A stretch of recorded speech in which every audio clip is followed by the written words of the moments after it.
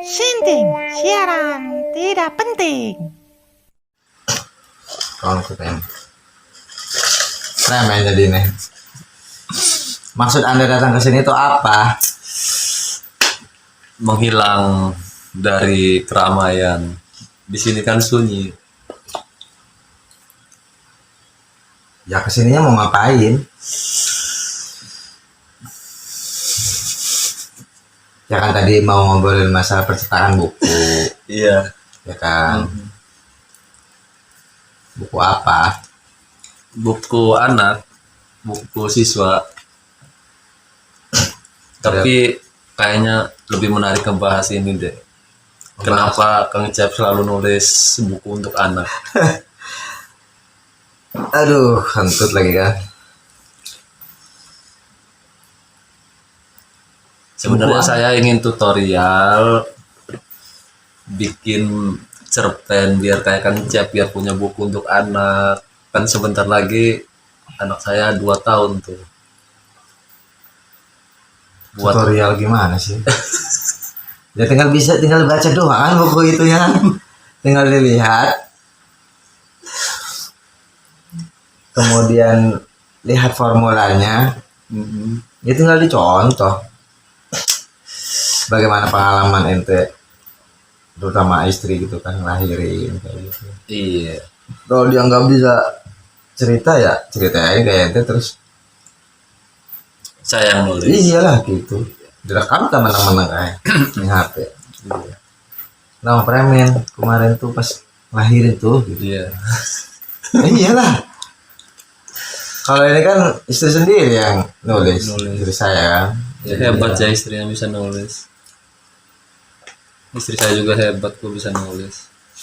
Itu mah buku ketiga, tulisan istri saya yang buku pertama. Saya taruh sini lagi kan buku pertama mah nggak dijual. Oh gitu. Setahun hamka tuh nggak dijual.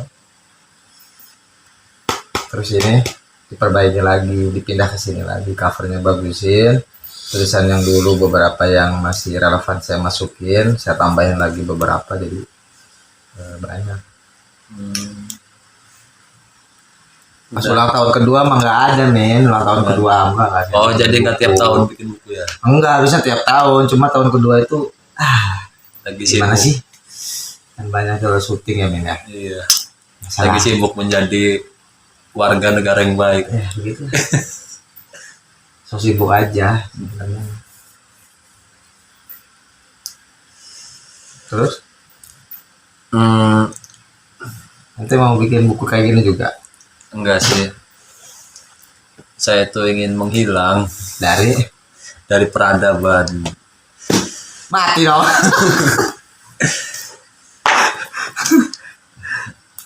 Menghilang itu untuk apa? Kemarin tuh saya ngobrol loh sama Ya. saudara saya. Iya. Dia pelukis. Iya. Dia pelukis dan pekerjaannya sekolah men. Sekolah. Iya di sekolah ngajar prakarya. Jadi dia jurusannya matematika sebenarnya aslinya. Iya. Dari UPI Bandung dia. Dari UPI atau dari mana gitu ya, dari Bandung pokoknya. Tapi bakatnya dilukis. Lukis. Jadi ngajarnya 2 pelajaran, matematika Sama lukis. sama prakarya. Hmm. Dia bilang gini, kemarin itu ya, ketika saya datang ke rumahnya, Iya. di base camp dia, di tempat logisnya. Nah, disinilah kata dia, Min, saya bisa membuka topeng saya. Keluar dari tempat ini, kata dia, saya sedang mengenakan topeng. Nah, Dan itu bukan saya. Ketika saya udah ada di tempat ini, tempat lukis nih, inilah saya. Tetapi untuk membawa banyak orang seperti saya, dan namanya seniman tuh aneh kan pikirannya ya. benar. Pengennya sendiri, bersunyi, berkarya atau merenung, berzikir lah Min lah ya bahasanya. Benar.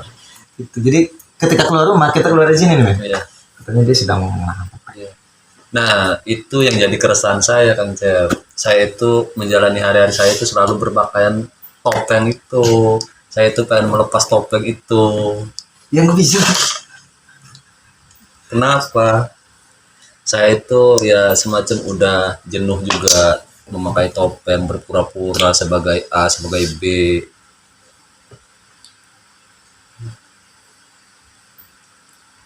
Terus berat menjalani kepura-puraan ini.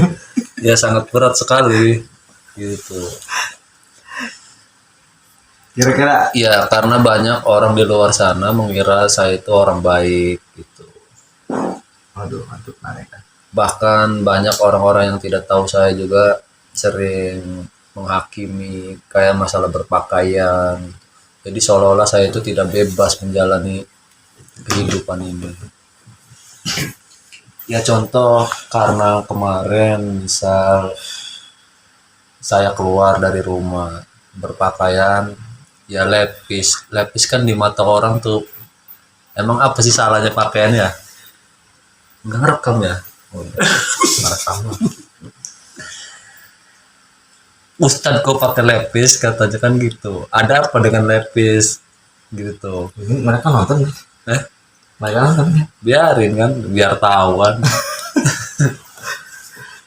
Habis ya, dipermasalahin ya. Ini kayak gini. Iya. Jadi kebetulan pakai sarung kayak gini. Nah, justru inilah seharusnya yang jadi ustadz.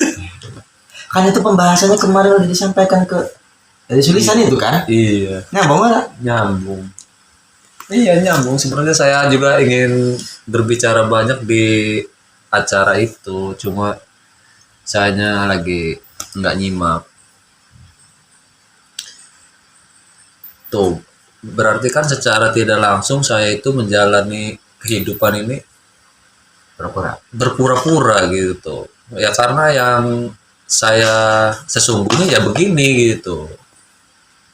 Sedangkan saya harus ketemu A, ketemu B, harus ke A, ke B itu harus berpakaian yang menurut mereka baik gitu tuh. Saya yang sesungguhnya itu kayak gimana? Saya juga nggak tahu. Iya. Ente yang sesungguhnya kayak gimana? Nggak tahu. Ya kayak gini. Ya maksudnya nggak mau diatur sama orang lain cara berpakaian gitu tuh. Saya kan jiwa saya itu sebenarnya jiwa yang tidak rapi gitu tuh, sedangkan aktivitas saya sehari-hari itu dituntut rapi. Bagus lah. Dia bagus tapi kan itu topeng berpura-pura. Kalau berpura-pura nggak boleh emang ya. Nggak boleh kan ada lagunya. Kayak lagu itu bisa besari. Iya. Wih, enak amat kopinya Kang Tep. Iyalah, gratis. Ngobrol lain Kang Cep. Enggak, itu belum ketemu itu. Maksud saya gini men. Emang ente ini maunya kayak gimana? Itu loh yang pengen saya tahu tuh emang mau kayak gimana? Mau ngurung diri di rumah? Nggak ngapa-ngapain? Atau mau ngajain terserah buat tapi duit banyak? Saya itu ingin keluar kemanapun tanpa ada yang mengomentari. Nah, itu deh. Emang harus dikomentari ya? Kayak orang netizen baik. Saya kan bukan artis. Aja, ngobrol sendirian sih yang bagus, dikat lah. Ngobrol. Oh, ngobrol. Ya nanti dipotong aja ya ngobrol tentang karya Ket, ada karya baru kayak apa koronku. Ya ini kan sambil ngomongin itu, ente berkarya apa sekarang? Kan tadi nanya buku, katanya mau bikin. Iya kan? Pegel Kang Jam. Ini direkam ini, ini sebenarnya diri Naimin nggak ada dirinya tuh men. Berpura-pura kan, tapi ketika dia dimatikan gitu dia nih. Semua yang disampaikan kan dari hati. Sebenarnya kan kita segala hal tuh nggak harus dipublikasikan kan. Publikasi itu pura-pura sebenarnya. Iya. Acting. Kita matikan ya. Iya. Pasti ada hal-hal yang jauh lebih dalam yang bisa kita ungkapkan. Kayak dia suka acting ya. Ah? Kayak dia suka acting. Dia tuh siapa? Ada orang. Emang di podcast kayak gitu nggak diatur, ya itu sama men. Ada hal-hal yang nggak boleh ditayang dan lain-lain. Ya, berarti kalau mau menjadi diri sendiri nggak mau membuka topeng ya udah Iya. diam aja tanpa ada publikasi. Iya. Dan selama ini 7 hari itu saya di rumah saja, tidak keluar. Keren nggak? Enggak saja. Keren kan? Keren nggak? Di 7 hari di rumah nggak keluar. Apaan sih yang keren? Ya kan orang-orang beraktivitas, semua beraktivitas pada sibuk memakai topengnya masing-masing. Saya Menjadi diri sendiri. menjadi diri sendiri di dalam rumah. Gimana rasanya? Dan itu sangat tenang. Merdeka ya? Merdeka. Jadi merdeka sesungguhnya tuh bukan yang teriak-teriak yang kesana kemari bebas gitu, bukan. Ternyata di rumah itu lebih merdeka. Berarti kemerdekaannya nggak ngapa-ngapain itu ya? Iya benar. Kalau kita masih melakukan apa-apa itu belum merdeka namanya. Melakukan perintah dari orang, kitanya nggak mau, Nah. paksa, ya minyak. Nah itu. Menuruti bacot orang. Iya benar. Termasuk saya juga kesini kan cuma mau minta solusi itu. Harus apa? Duit, ini duit. Enggak lah. Saya mau duitnya banyak. Setiap orang juga kan berpura-pura, kan nggak cuma ente doang. Saya juga sama, yang lain juga sama. Iya. Tapi sekuat mana kita bertahan? Kan menjadi diri sayanya nggak bisa sendiri, Min. Si saya ini kan bisa dilari ke orang lain. Gimana cara ngelarinya kalau kita nggak keluar? Ya makanya kan nyari tempat yang pas. Iya. Ya kayak misalnya saya bikin komunitas komentar ya kan. Itu kan benar-benar lahir dari jiwa gitu. Tapi kan orang lain belum tentu yang ikut itu. Yang Iya. ikut itu bisa jadi dia cuma topeng. Mm-mm. Pengen ikut karena pengen ini pengen itu gitu. Nggak dari jiwanya. Mungkin apa yang dari jiwanya teman-teman yang lain kita nggak tahu.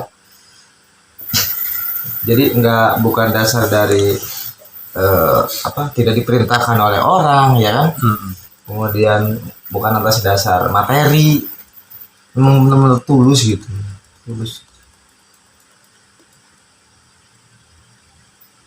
Tidak ada kepentingan apa sih namanya, ya ibaratnya kalau orang mah kepentingan politik atau lain-lain lah seperti itu. Kan jadi diri sendiri itu nih ketika ada di situ. Tapi ketika ada di sebuah lembaga misalnya ya, apapun itu, kita bekerja di sana, ya kita menutupi diri kita lah. Tetapi ada kitanya di sana. Mm-mm. Si jiwa kitanya nih disalurkannya kepada anak murid kita kan, men. Itu kan jiwa kitanya ada di sana. Ketika sudah berbicara di kelas gitu. Udah keluar kelas lagi, Mm-mm. beda lagi. Iya. Lelah sih memang. Ya, mau gimana lagi? Iya. Iya, kan? Orang bisa diulang kan? Katanya kan innamal hayatud dunya la'ibu walahu kan. Sungguhnya kehidupan dunia itu hanya gurau. Ini namanya Ustadz nih. Pas saya jadi minder ya di situ ya. Tadi tuh Permainan dan sendaku. jangan ditayangin Kang Cep di YouTube tadi tuh. Udah 13 menit ini anggap nggak ada. Ya udah mendingan gak usah direkam sekalian kan. Buat Nggak usah. apa? Nggak usah. Udah sih ngobrol biasa aja, takutnya ditayangin nanti anak pondok pada nonton. Iya nggak apa-apa deh. Itu aja Terus ngobrol yuk. Bro, aktivitas apa gitu. Justru itulah kepura-puraan yang tidak berbicara dari hatinya. Ketika obrolan ini dibatasi, jangan anu, ternyata ente udah menutup diri topeng. Nah itu. Yang bohong dong itu ya. Obrolan karya sih. Ya kayak gitu mah ya, nggak usah direkam yang kayak gitu. Aduh. Justru ada hal-hal si actingnya ini yang harus dibicarakan, kan gitu ya. Iya. Iya. Udah capek kita tuh Min. Bener. Saya tuh pengen teriak.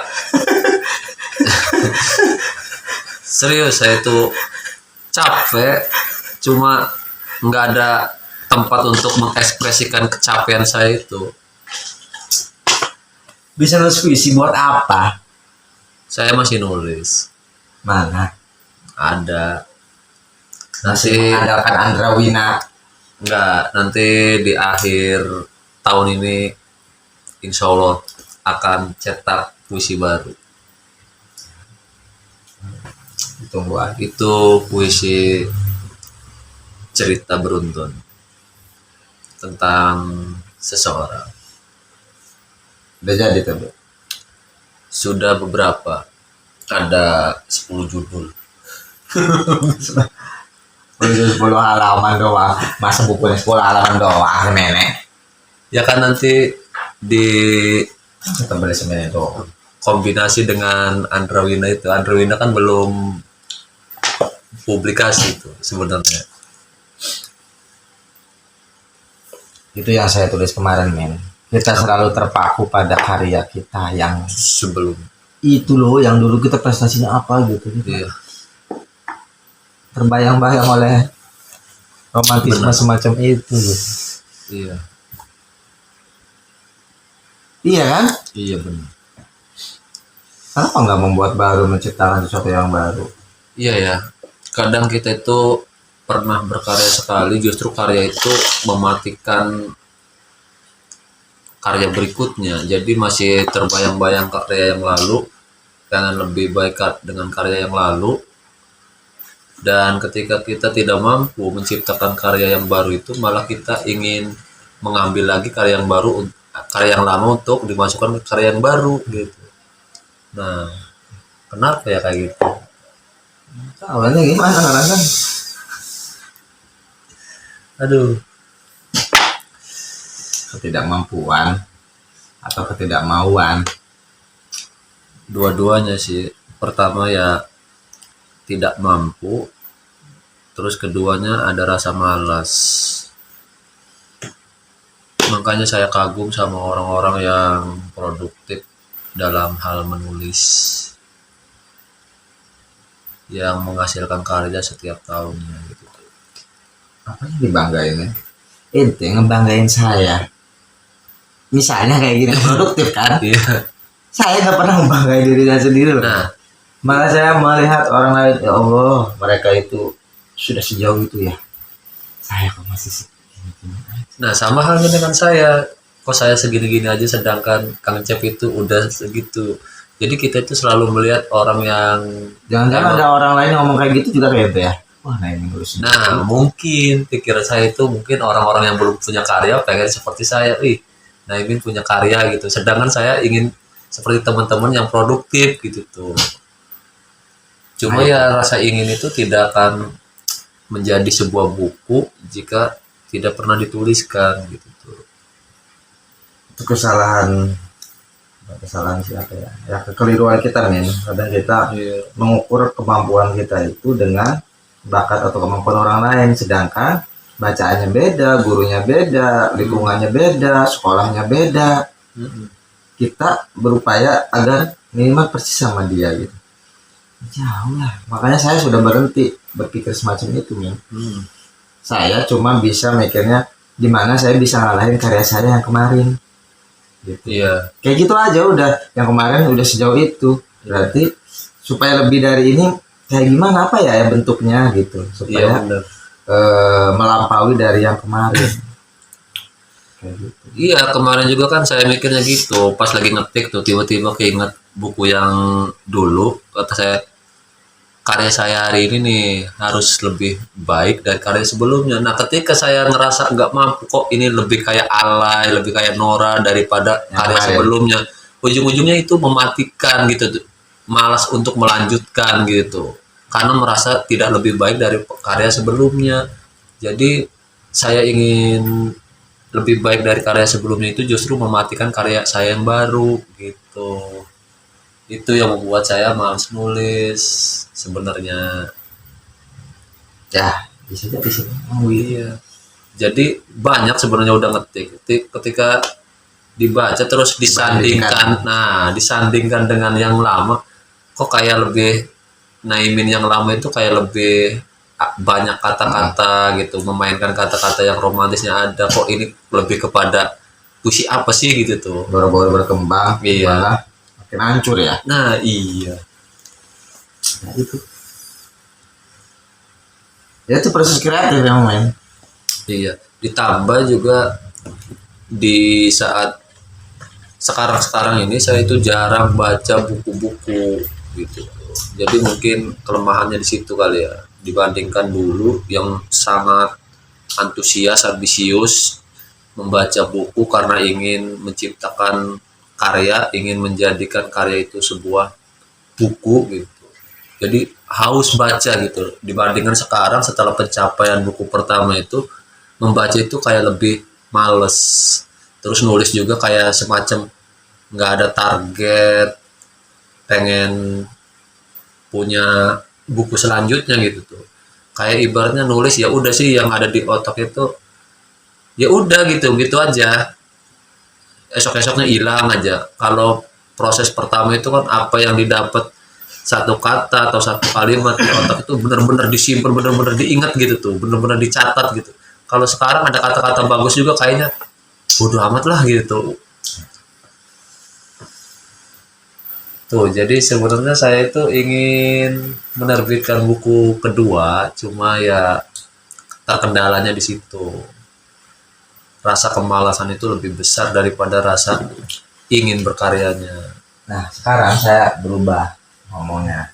Iya, Nih, dalam diri misalnya gini kan kemarin gimana saya bisa berkualitas karyanya dari karya saya yang sebelumnya. iya, Saya tulis cerpen itu terakhir yang soliloquy struktural macam terpendek itu tuh, itu ngerasa itu paling bagus dari semua karya yang saya tulis. iya.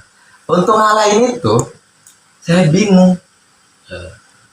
si buku saya itu Tapi akhirnya bisa. enggak, ketika saya nulis lagi malah kok jauh lebih ini, seolah itu udah puncak tertinggi Iya. gitu, seolah udahlah selesai gitu, selesai saya nulisnya. Iya. Karena itu udah kayaknya udah selesai mentok di situ. Dan saya mikir udahlah, saya sekarang udah bukan mikir kualitas atau apapun. Jadi kan mikirnya gini, ada penulis berkualitas, Iya. ada penulis produktif. Saya milih yang kedua, Yang produktif. yang produktif. Iya, Jadi bukan mengesampingkan ya. Ya sudahlah, mau modelnya kayak gimana kan buku-buku kayak gini sebenarnya membunuh diri saya sendiri sebenarnya, men. iya, Ngapain sih terus kayak gini? Cuman kan ya ini yang sedang saya rasakan loh. Bayangin, men. Ini nulis 16 catatan buku ini semalaman di Tangerang, di HP lagi nulisnya. Karena 4 bulan, 5 bulan itu saya baca buku agama terus. Di kepala kan menumpuk. Ketika pegang HP semalaman pulang di Tangerang selesai. Jadi buku ini. Jadi ini proses pembuatan buku dalam satu malam. Semalam di HP, diketik di WA. Hebat. Tapi proses pengendapan di kepalanya 5 bulan, men. Nah, Saya baca buku-buku, ya pokoknya mah apa sih namanya? Baca buku Al-Hikam. Iya. Ya kan, kemudian baca bukunya siapa tuh? Saya ya, betul. buku apa ini?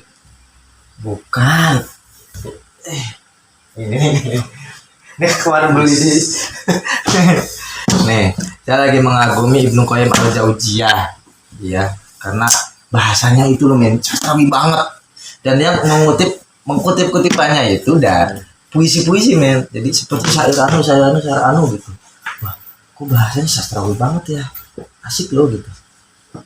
Jadi awalnya baca quote-quote dia di Instagram kayak gitu tuh. Ibnu Qayyim al-Jauziyah nih. Iya, Kayak dunia itu adalah bayang-bayang. Kalau kau mengejarnya, kau nggak akan pernah sampai. Tapi berbaliklah arah, lalulah berlari. Maka bayang-bayang itu yang akan mengikuti. Iya. Kayak gitu tuh. keren. Keren banget ini. Bahkan saya mau ngumpulin buku-bukunya Ibnu Qayyim al-Jauziyah sekarang tuh. Oh, Jadi kayaknya jangan-jangan anak ketiga nanti namanya itu. kan anak- enggak iya. perempuan lah. kan ada kedua dan buku juga kan, karena Hamka, karena Kang Cep itu punya buku Hamka banyak dan suka dengan karya-karya Hamka, anaknya jadi dinamakan Hamka. Ya begitu kali ya. Jangan-jangan anak ketiga udah persiapan namanya. Enggak, kayaknya perempuan sih. Kalau perempuan, Robi Atul ada ya. iya, Sang Supi. Kan ini kan buku-buku sufi gitu ya. Mm-mm. Ibnu Qayyim dan Saya juga sering baca sih apa sih quotes-quotes yang di IG itu dari para kayak supi-supi gitu tuh. cuma kan nggak puas min quote-quote itu ini sumbernya dari mana sih bukunya gitu. Makanya ternyata adik saya di sana punya juga banyak gitu. Kayak ini. Akhirnya Karena quotes itu yang nulis orang lain kan, bukan langsung. iya ngutip. Iya, ngutip. Makanya sumber dari buku aslinya yang mana sih? Ternyata wah mereka merasa sama juga yang baca-baca kan nulis puisi-puisi juga saat saya gitu. Makanya indah bahasanya beda gitu men Iya. dari buku-buku yang agama yang lain kayak gitu tuh wah indah sekali gitu. Makanya selama pokoknya sebelum puasa sampai setelah puasa sampai sekarang itu ya senang baca-baca begini. Iya. Nah, sebulan terakhir ini saya balik lagi ke sastra lagi men. Wah, ini udah punya berapa? 3. Ini mah bukan ya? Saya rencananya ngumpulin buku-buku yang hardcover begini. Saya lagi mau beli buku Ibnu Qayyim juga yang judulnya Ruh, Rahasia Ruh. Saya tertarik dengan hal-hal kayak gitu tuh. Ruh, kayak gitu kemudian apa lagi kayak gitu. Tapi kalau ini udah selesai nih. Ini baru setengah. Kalau ini mau apa? Keren. Dan bacaan itu yang mempengaruhi pikiran kita, men. Saya Iya, baca benar. ini menjauhi sastra. Sastra tuh kayaknya kok saya kering banget ya. Nulis itu kayaknya jiwanya nggak ke Allah gitu. Berarti ini nggak termasuk sastra. Bukan, maksudnya nggak baca novel gitu, Oh, nggak iya. baca apa sih namanya puisi, buku puisi, kemudian cerpen dan lain-lain gitu. Pokoknya menjauhi selama 5 bulan tuh nggak baca. Pokoknya bacanya Iya. tayangannya agama terus gitu tuh, ke sufi-sufi kayak gini nih. Balik lagi ke apa namanya buku Syablo Kerja Jailani, saya baca tuh baru pahamin. Apa? Maksudnya si buku ini setelah saya baca, saya buka jiwa saya, baru ngerti. Kemarin saya baca itu kayaknya gelap. Oh, Setelah saya bersihin ya, coba sih saya baca lagi nih. Coba setelah apa sih namanya, saya pengen belajar salat yang benar kayak gitu. Coba saya baca lagi. Pas baca itu kayak, wow, kok ini cahaya semua gitu. Maksudnya kok kayak ada emas semua gitu. Kemarin gua kemana? Jangan-jangan bukan salah buku saya nih gitu. iya. Yang kotor gitu men. Saya yang kotor. Pas saya baca tuh, langsung tok gitu langsung nembak kan. Kadang membaca juga tergantung kesiapan kita sih ya. Kalau kita nggak siap membaca apa juga bakal mental. Saya pernah baca buku bagus itu pas kuliah semester berapa lupa ya. Cuma bukunya sekarang udah nggak ada Kang Cep. Awalnya buku itu bagus tentang cerpen sih, tapi cerpen tokoh agama gitu, dari cerita-cerita kisah-kisah gitu ya.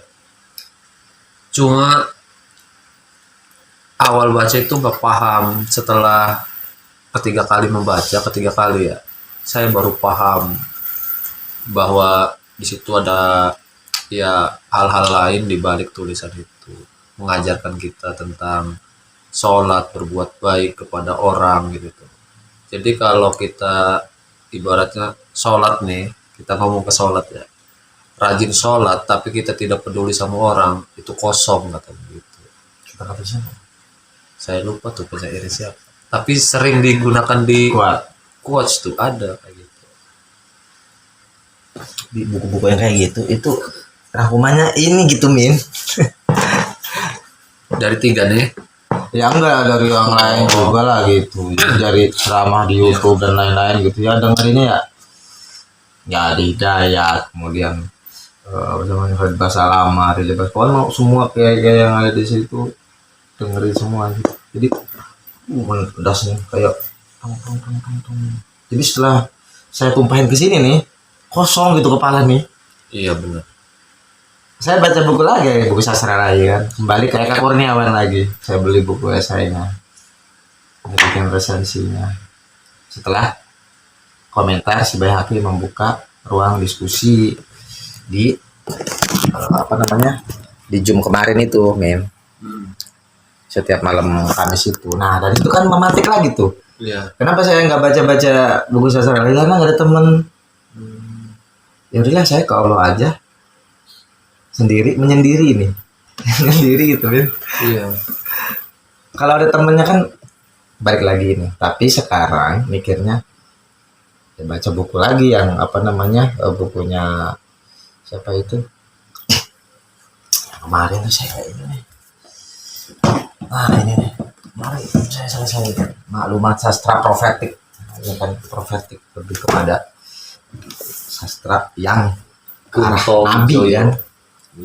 Dia bilang kalau kamu penulis sastrawan, Iya. sastrawan muslim, menulis tanpa kamu apa sih namanya, untuk ibadah, buat apa gitu. Saya sering gitu. Saya selesaiin itu sastra profetik ini. Ini tentang apa, Bang Jok? Dia apa sih namanya, kajian dia tentang puisi-puisi yang profetik gitu.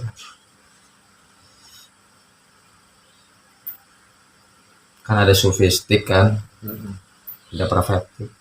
Kalau sufi mah kan dia langsung ke marifatnya, ke Jalaluddin Rumi gitu. Kalau ke profetik itu lebih ke apa sih, sifat-sifat nabi mungkin, kemudian perilaku-perilaku nabi gitu.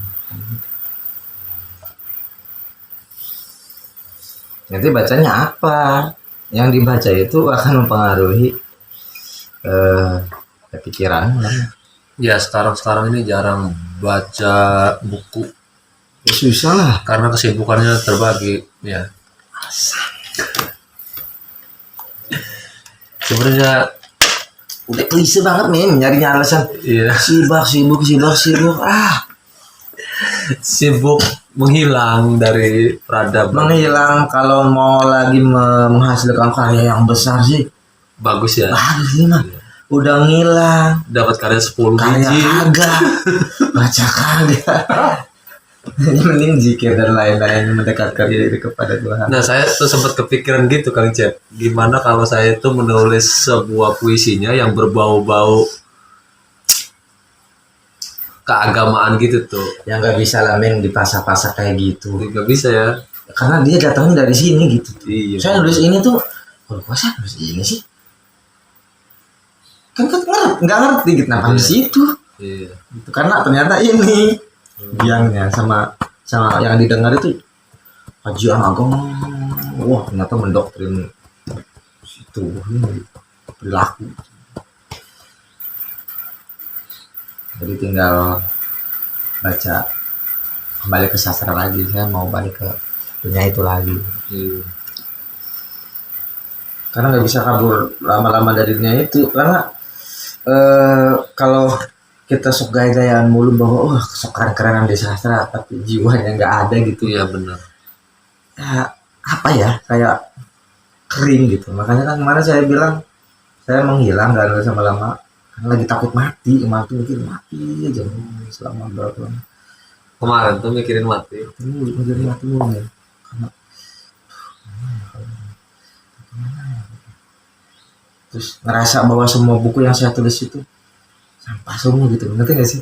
Iya. Benar.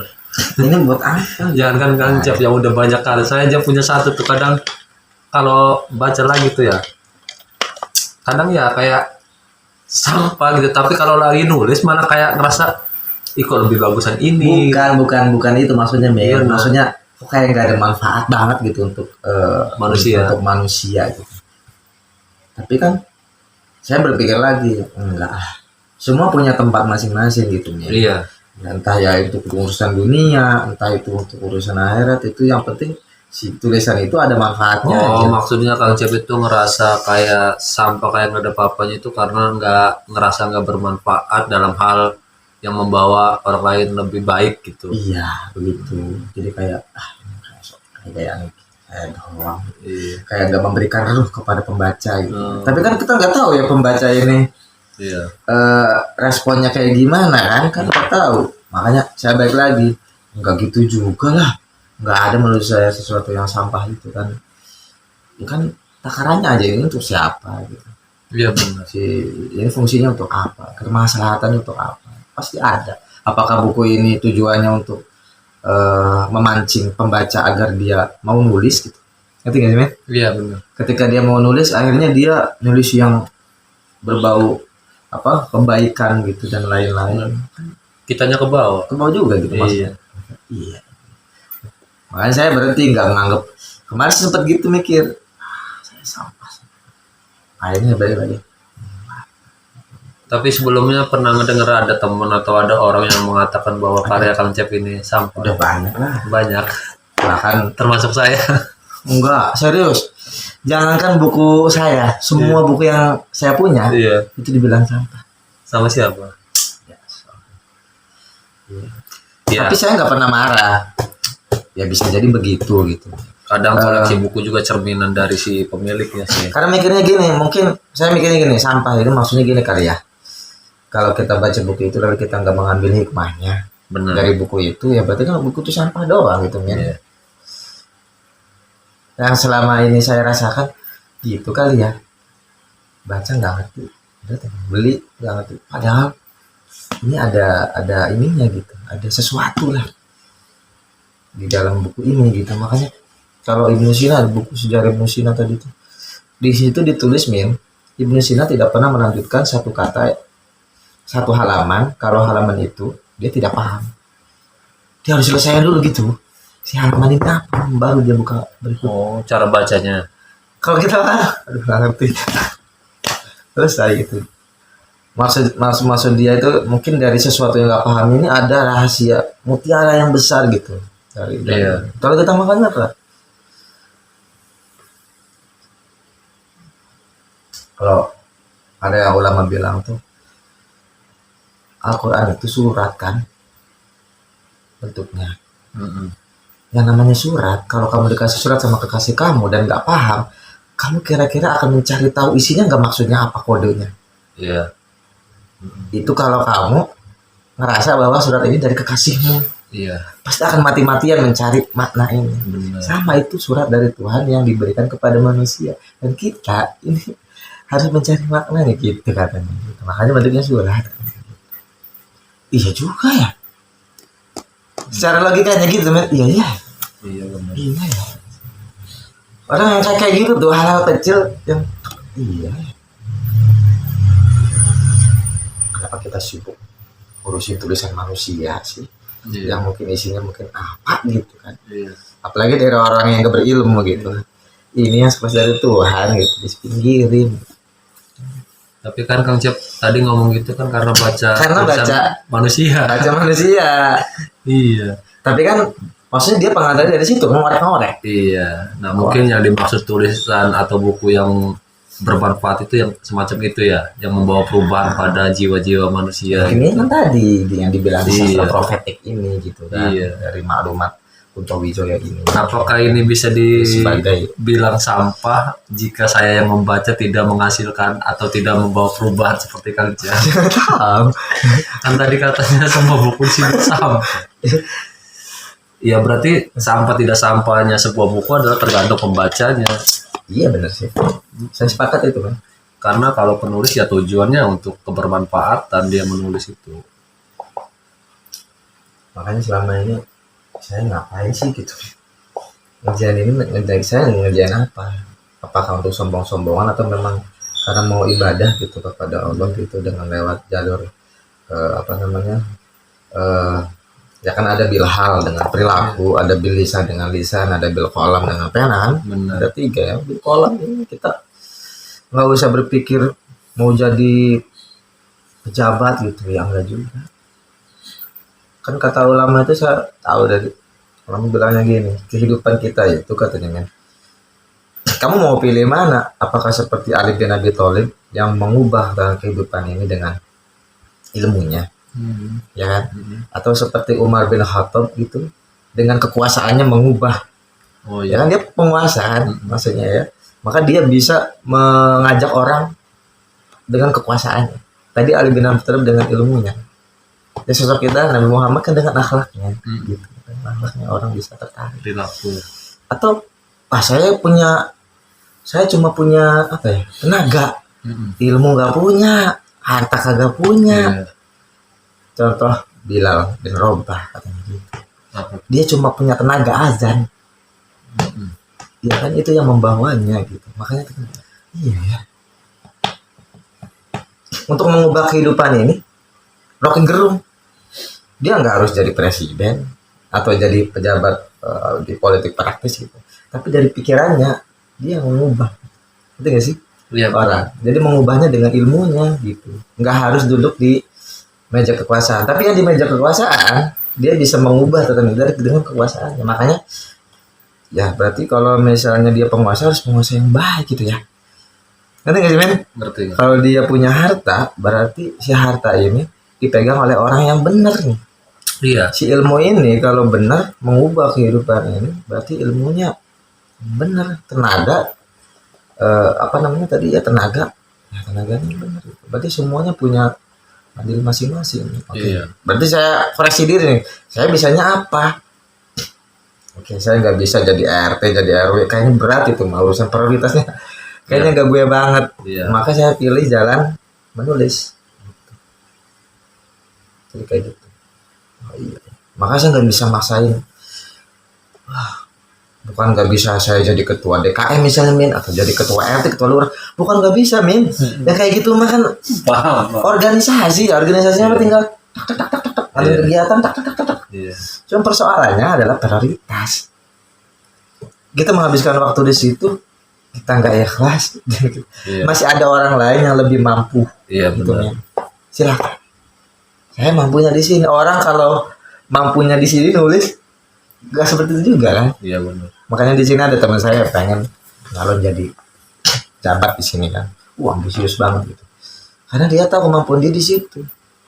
Tapi dia memilih saya sebagai orang yang memberikan nasihat misal kayak gitu kan. Iya. Gimana nih? Saya gini. Berarti dia menghargai. Kenapa kamu memilih saya untuk memberikan sedikit nasihat? Karena Kang Cep penulis atau guru gitu ya. Iya. Pasti ada sedikit wawasan di sana. Iya. Oh. Jadi dia yang memegang kekuasaannya. Mungkin saya yang ikut andil dalam pikirannya gitu kan. Berarti kan sama-sama membangun sebenarnya. Iya. Kan gitu. Benar. Gimana kalau semuanya kita bisa ya? Sugi, pinter men, punya kekuasaan, punya tenaga yang sehat gitu. Ada nggak orang seperti itu? Ada. Pengen punya kekuasaan. Pengen. Ya tapi ya harus ya tadi dulu kita yang benar dulu. Iya. Kekuasaan jika dipegang sama orang yang nggak bener hancur. Ya makanya itu. Makanya karena orang-orang pinter ikut ke politik praktis ke sana untuk mengubah tatanan kehidupan yang rusak di sana. Malah kebalik, mereka yang rusak kan. Iya. Kan ada yang siapa tuh yang ngomong di YouTube tuh kalau mau mengubah itu bukan dari dalam tapi dari luar. Maksudnya gimana? Jadi kalau kita mau mengubah, misalkan kita masuk ke dalamnya, bukan kita yang mengubah, tapi lingkaran orang dalamnya itu yang mengubah Ya, kita. kita nggak keluar nih. Iya, tapi sebenarnya seperti Rocky Gerung lah kalau ingin mengubah bangsa Indonesia ini. Rocky Gerung juga kalau udah masuk ke pemerintahan, saya yakin Rocky Gerungnya yang berubah. Makanya dia berjarak. Iya, Kalau berjarak keluar dari dalam itu komentarnya itu jujurnya. iya. Makanya salutnya saya itu sama Rocky Gerung itu dia tetap di situ, tidak tertarik kepada atau tidak masuk ke dalam politiknya. Karena kalau udah masuk saya yakin Rocky Gerungnya yang berubah. Udah banyak kan contohnya para aktivis-aktivis yang dulu menentang ini menentang itu, akhirnya ketika dia udah masuk ke dalam dia sendiri yang melakukan. Karena nggak kuat lingkarannya bukan. Makanya kan kalau mau mengomentari orang ya harus mundur dulu kan. Iya, Biar biar kelihatan gitu. iya. Motornya kemudian dan lain-lainnya. Tapi kalau saya lihat, kalau kitanya kuat nih ya, kayak Habib Jafar misalnya gitu. Habib Jafar. Dia kan ibaratnya nyemplung di dunia hitam, misalnya kayak entertain begitulah. Iya. Kan? Tapi dia tahu risikonya gitu. Jadi mana batasan yang harus disampaikan, mana harus hal-hal yang memang menjaga wibawa dia gitu, ya kan? Dia tempat dia ngobrol sama siapa. Jadi kata dia, ibaratnya apa ya? Di situ kan kegelapan nih. Iya. Dimasuki sama dia, bukan dianya yang ikut gelap, tapi sebisa mungkin dia yang menerangi gitu. Tapi kan itu nggak mudah, butuh ilmu yang luar biasa kan, men. Benar. Nah, orang kayak kita mah, baru dilihat, nanti siapa? Guru honorer. Usianya berapa? Udah ngeliat begitu. Iya. Udah ngeliat casingnya orangnya kecil gitu, pasti ini mah masih bocah gitu. Iya. Tapi kalau udah kelihatan keilmuannya, orang udah banyak ngakuin begitu, karena kita nggak ngerasa diakui kan, nggak ngerasa oh ini tuh punya, atau juga ya karena mereka tahu kita gitu, kita tahu kecilnya gitu kan, makanya ngeliat kita tuh kayak anak kecil mulu, padahal kita udah dewasa. Makanya direndahin kayak gitu, apa namanya, kok ada orang-orang yang semua orang direndahkan gitu, men. Ada gitu, nggak ngelihat ini tuh ini loh gitu, ini tuh ini loh gitu. Kenapa ya harus ada kayak gitu ya? Nggak tahu ya. Ada yang ngomong katanya itu hanya terjadi di Indonesia, yang ada kesenjangan status profesi segala macam itu. Emang di luar enggak? Katanya sih enggak. Kan kalau di Indonesia contoh nih, ada kita punya teman satpam, pasti seolah-olah satpam itu cuma satpam gitu tuh kan, gitu tuh. Sedangkan kita nih, walaupun ya taruhlah kita nih guru gitu, walaupun secara penghasilan lebih besar satpam, tapi kita lebih dihargai, oh guru ya gitu. Emang ngerasain tuh kayak gitu? Iya, di lingkungan masyarakat itu, maaf nih Kang Encep ya, kita kan sama-sama nih di dalam masyarakat itu sebagai manusia yang bermasyarakat kan. Tapi kadang ada pembedaan di situ. Kayaknya guru itu lebih dimuliakan gitu tuh. Apa-apanya lebih kayak disambut, kedatangannya kayak ini. Sedangkan yang teman saya yang satpam itu ya kayak biasa aja, termasuk dalam hal-hal kegiatan gitu tuh. Orang yang beraktivitasnya di pabrik, ya segala macam itu pasti ditaruhnya di lapangan. Seolah mereka nggak ngerti ya. Itu stereotip yang apa ya? Iya. Aneh ya. Padahal mungkin mereka jauh lebih bisa kali ya. Iya. Ya contoh kan kayak kemarin itu kegiatan apa itu yang 1 Muharram gitu kan, yang kegiatannya di pabrik, jadi satpam, ditaruhnya ke jalan buat markirin katanya gitu tuh. Sedangkan saya disambut suruh duduk di tengah-tengah di antara para kiai, para ulama itu ya. Saya kan juga sama kayak satpam itu, bukan siapa-siapa kan gitu. Kenapa harus pembedaan seperti itu? Ya, padahal mah ya sebenarnya kata saya seharusnya nggak ada seperti itu sih. Emang orang-orang lihat ente itu gimana? Kan saya nggak tahu. Nanti misalnya memperlakukan masyarakat itu ketika ketemu nyapanya atau ngobrolnya gitu kan, mungkin bisa dari situ kali. Mungkin. Ya kalaupun identitas kita guru gitu kan, tapi kelakuannya nggak beres di mana kan nggak mungkin digituin juga kan, men? Iya kali. Berarti ada sesuatu cahaya dari sosok saya. Ya itu kali Cep, yang saya nggak mau itu, saya tuh dikenal masyarakat itu sebagai ini orang yang alim, orang yang baik. Ya, alhamdulillah dong. Tapi kenyataannya saya nggak bisa gitu. Ketika orang-orang itu udah punya kacamata si Naimin ini orang yang alim, tapi siapa tahu bisa berubah. Ya mudah-mudahan. Ustaz Japri Al-Bukhari. Ya. Dia kan mabok tadinya kan. Iya. Tiba-tiba disuruh khotbah. Iya, saya pernah dengar Jumat, kan? ceritanya. Pas habis khotbah itu dia ketagihan Ketagihan belajar khotbah gitu. Akhirnya ya nanti itu jalan membuka dia untuk ke sesuatu yang lebih besar. Hamka juga begitu. Buya Hamka itu. Iya. Dia di masyarakatnya dikucilkan sama karena dulunya nakal. Nah, bisa apa sih gitu. Bapaknya ya seorang ulama besar gitu. Kemudian disuruh setelah pulang dari itu belajar ya, ilmu agama dari bapak. Pulang suruh gantiin bapaknya. Pas ceramah. Oh, memukau. Pertama kali itu, dan disitulah dia dipanggil Buya sama masyarakatnya karena penyampaiannya itu memukau gitu, menantikan apa gitu. Nah, karena ya memang keilmuannya luar biasa. Benar. Atau ya kayak tadi kan, kalau itu kan udah ilmunya udah ada, orang nggak percaya dipercayain sama kualitasnya kan. Tapi kan kalau yang tadi kita Japri nggak dari situ men.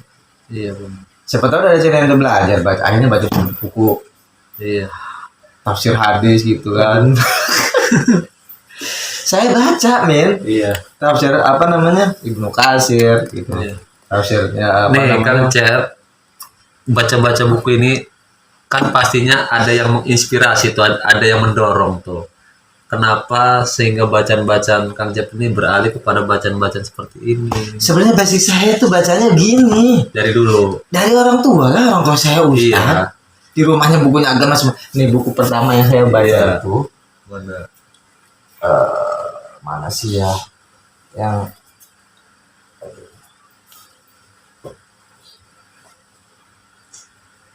Kita tunggu guys. Lagi nyari buku. Guys, ini yang berantakan guys. ini buku bapak saya men. Ini tahun 93 bapak saya beli ini ya. Umur saya baru 3 tahun. Ini buku pertama yang saya baca, judulnya Hidup Sebelum Mati. 83. 93. Oh, 93. Ini saya ketemu pas SMA kelas berapa gitu ya. Iya. Saya baca. Ada satu lagi sih, Hidup Setelah Mati, ada 2 buku. Saya baca dua-duanya. Hidup sebelum mati, hidup setelah mati. Saya geter-geter baca ini men. Ini pertama kali buku yang saya baca habis. Iya. Ini bapak saya kan nyari-nyari nih kayaknya ini. Masih ada ininya kan. Pertama kali. Karena memang di rumah kan orang tuh bacanya agama semua. Iya. Sastra kan pas kuliah doang. Sebenarnya jiwa saya tuh kesini sebenarnya. Itu ya. Makanya ketemu sosok Hamka, itu ketemu dua-duanya. Agama oke. Sastra Oke. oke. Maka di situ saya suka Hamka itu karena ada dua sisi itu. Kalau yang lain kan wah sekuler gue baca. Iya. Yang ini suwi-suwi banget gitu. Iya benar. Yang ini terlalu kaku banget gitu. Hamka nih. Makanya iya. Dan orang tua saya paham. Orang tua saya Buya Hamka. Cuma karena saya bukan santri gitu. Iya. Jangan-jangan kalau saya santri, saya kayak Buya Hamka. Tapi kayaknya saya menerawang Kang Cep ini Sudah. masa depannya akan jadi kiai besar. Amin. Iya. Karena, Amin. iya. Kayak bisa itu kayak gimana, men? Mendengarkan tadi cerita tentang kisah Ustadz Jepri seperti itu kan. Ya Kang Cep juga saya kenal dulunya masa mudanya kan suka ngeband, suka apa. Sekarang udah dari bacaan udah beralih. Ya kayaknya akan mengarah ke situ deh. Tapi agak susah nih, nggak bisa. Bukan nggak bisa ya, saya udah menakdirkan diri kayak gini. Bukan, maksudnya gini, gurunya gitu kan beda nih. Gurunya siapa? Kecuali saya fokus, wah jurahnya bener-bener gitu. Tinggalkan semua, nyari guru yang benar tepat, lalu di situ dilatih cara berdakwah yang kayak gimana. Itu nggak sembarangan namanya. Hafalan hadisnya, hafalan dalil-dalilnya untuk disampaikan ke masyarakat. Aduh, Ya jauh lah, kayak adik saya misalnya dua-duanya udah ceramah di menggantiin bapak saya di kampung itu. Iya. Dan semuanya tertarik gitu mendengarkan itu. Karena ya dari nolnya memang ini gitu. Basicnya pesantren. Basicnya kan syiar gitu. Kalau saya mah kan takut. Saya nggak bisa banyak ngomong, tapi saya bisa banyak nulis. Bisa tuh dua-duanya tuh. Yang satu syiarnya lewat tulisan kan, yang satu lewat lisannya. Ya mereka juga nulis ya ini. Oh. Bisa mereka juga. Ada di saya nulis semua. Bapak saya juga nulis.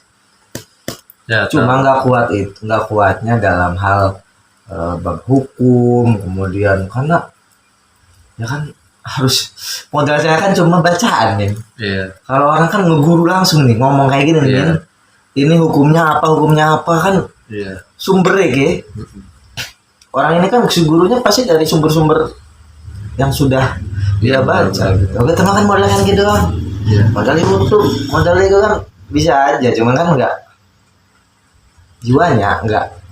Iya benar. Kalau baca tanpa guru tuh apa tuh?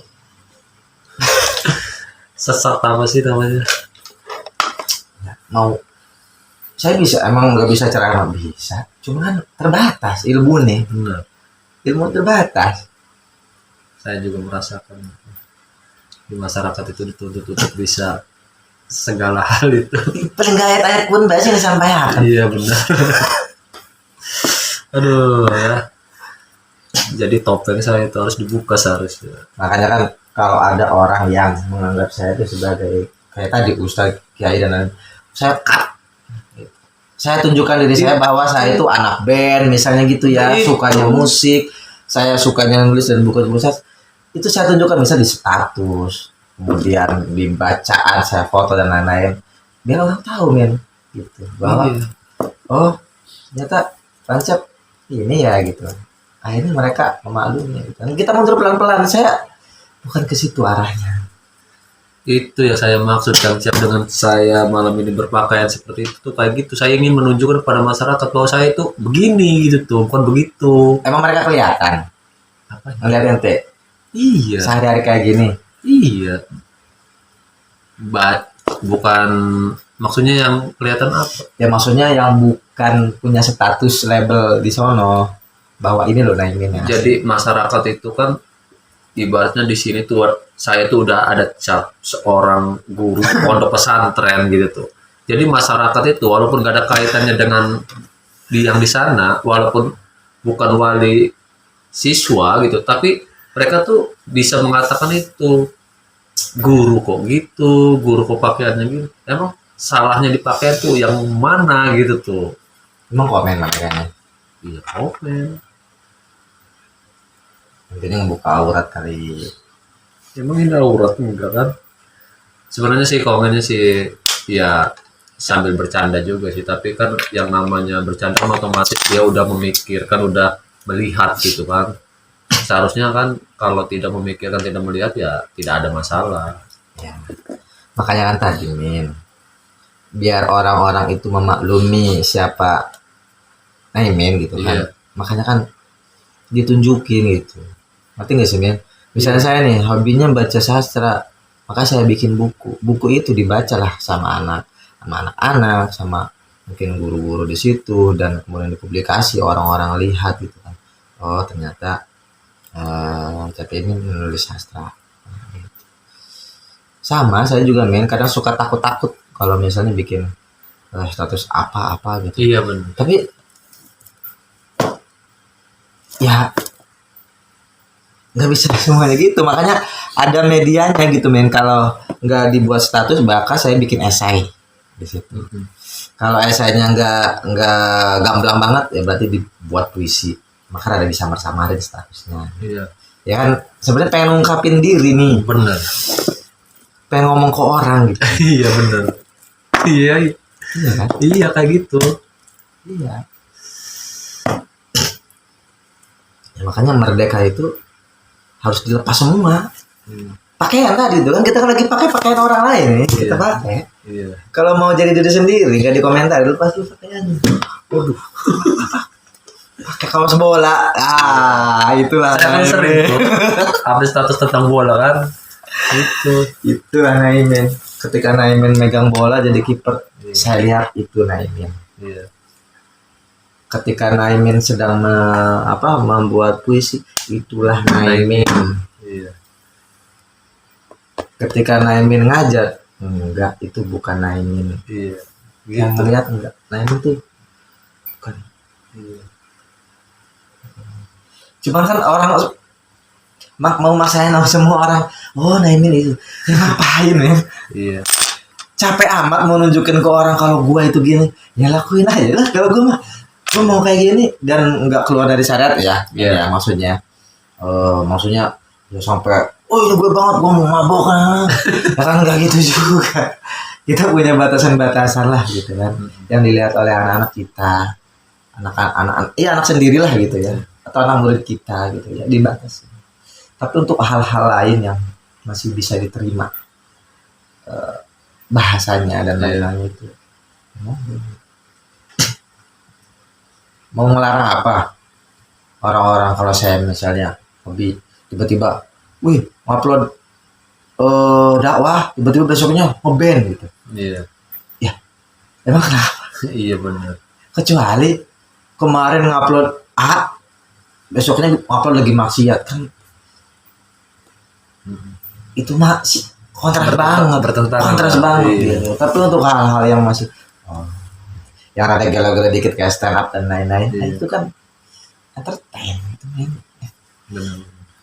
Emang Aldi Taher aslinya kayak gitu? Kak, Iya. Iya benar. itu kan bohong gitu. Aldi Taher itu tidak begitu aslinya. Aslinya religius ya.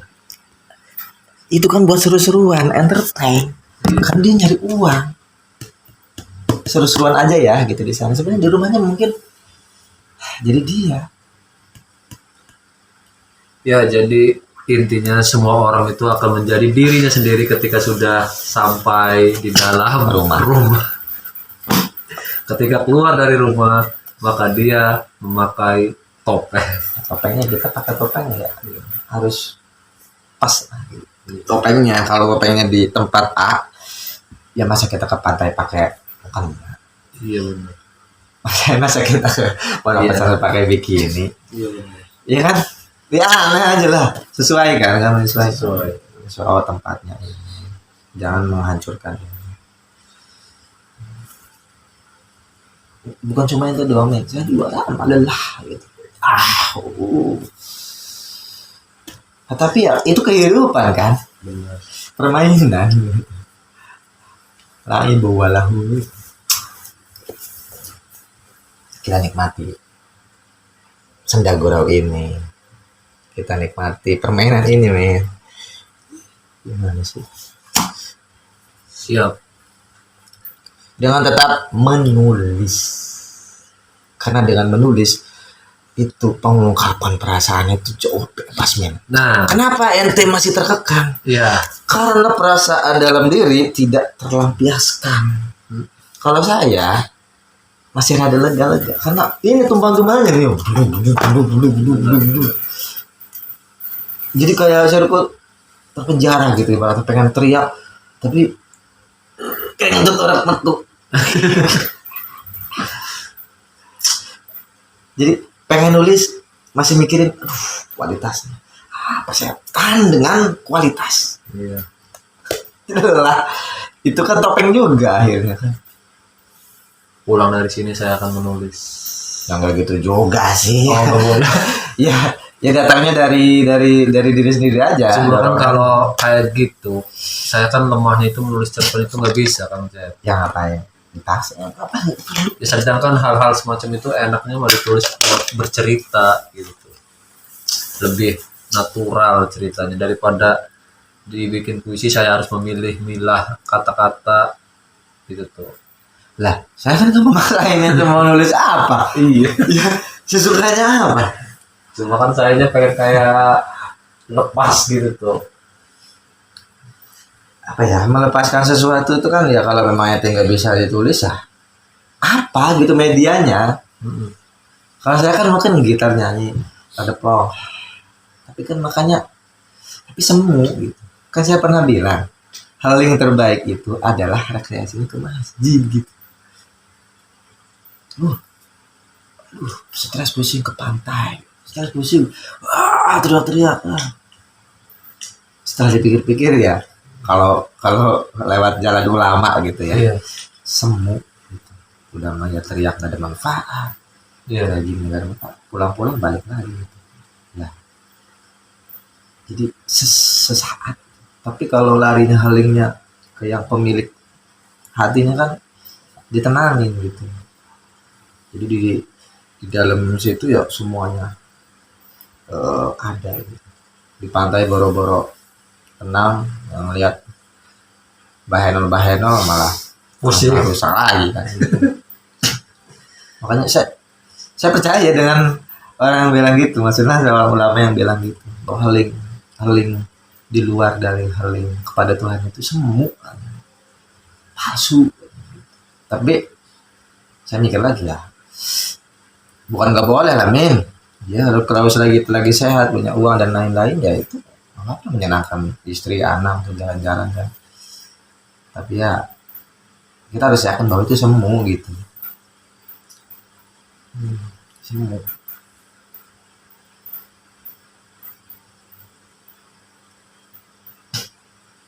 Dan ini cerita aja men ya.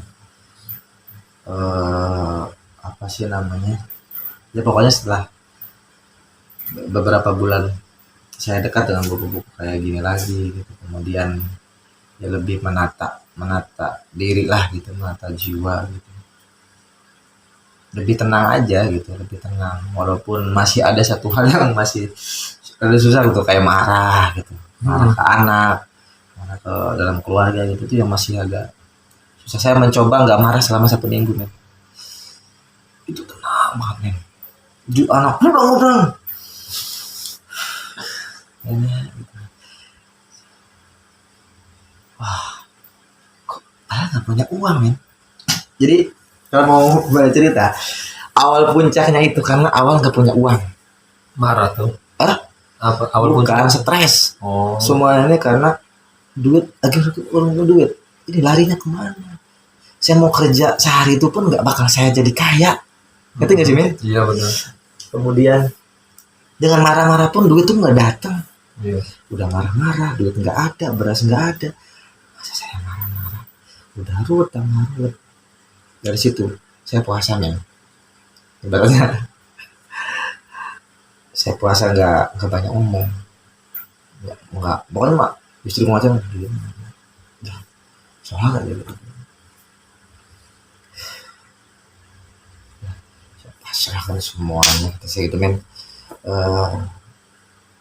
Allah gitu lah, karena kan saya nggak punya kuasa untuk hari ini saya dapat uang nih, mau cara apa gimana, bingung kan.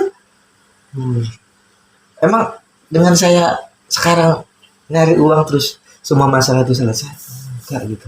Saya nggak minta uang, saya nggak minta apapun, saya cuma minta tenangin hati, udah itu aja. Kalau udah tenang, maka si masalah-masalah ini dihadapinya dengan tenang kan gitu kan. Iya. Misal gini, misalnya nggak bayar rumah nih, ya kita curhat aja lah. Iya. Misal selama 2 bulan atau 3 bulan. Sebelumnya mungkin 1 bulan nggak bayar udah didatengin. Iya. Ini 2 bulan 3 bulan misalnya Iya. kan dipasarkan karena nggak ada uang kan. Orang udah WA terus bang misalnya kan, minta jawaban terus. Bukannya nggak mau balas, nggak punya kuasa. Bukan jawab emang nggak ada kan. Iya. Gitu. Cuma ya Allah, saya serahkan semuanya kepadamu gitu. Saya harus bayar apa? Nggak tahu gitu. Iya. Iya. Ya jawab aja insya Allah besok. Ya insya Allah aja gitu men, insya Allah. Misal tiba-tiba 2 bulan 3 bulan orang tuh nggak datang ke sini gitu. Nah, mungkin solusinya itu kali, tidak mendatangkan orang ke rumah. Ngerti nggak sih men? Ngerti. Ya, nggak dibayar. Iya. Solusinya orang itu nggak datang ke rumah, maka pembayaran akan dipending. Iya. Mungkin orang nggak datang itu solusi itu. Jadi bukan dengan kita minta uang, uangnya dikasih, Tapi dengan mencegah orang itu nggak datang ke sini, Iya. lalu ente ditenangin, lalu cari waktunya jauh lebih luang kan? Mm-mm. Sebulan lagi, wah, insya Allah masih ada waktu. Gitu kan. Kalau tenangan enak kan, ini tenangan. Semacam itu Kang Cep ngerasa doa Kang Cep itu dikabulkan nggak? Ya walau alam. Tapi ngerasa bahwa saya yakin Allah itu punya cara Iya. menolong saya dengan cara apapun, Iya. bukan dengan cara uang itu datang, gitu bukan. Iya. Saya minta uang, Mm-mm. bukan uang itu yang misalnya saya kerja gitu uang itu didapat. Bu, pas sekian saya ditelepon aja jadi juri, Iya. Iya benar. baru pas pulang tiba-tiba orang tua ngasih uang, Mm-mm. bisa gini, saya punya uang 50.000, Iya. tinggal 50.000. Mm-mm. Ibu saya bilang gini, tuh udah puyuh kan entar nih rumah, ya kan, ibu ke duit lah ke, ini rasa ketahu, di sini ada nanti, jadi, senyakan kan ibu itu mah duit ibu, jangan kita kembingkan ya, lekin bayar utang, saya nol nggak punya uang itu saya 50.000. Iya. 5 menit kemudian, Mm-mm. bapak saya ngasih 150.000.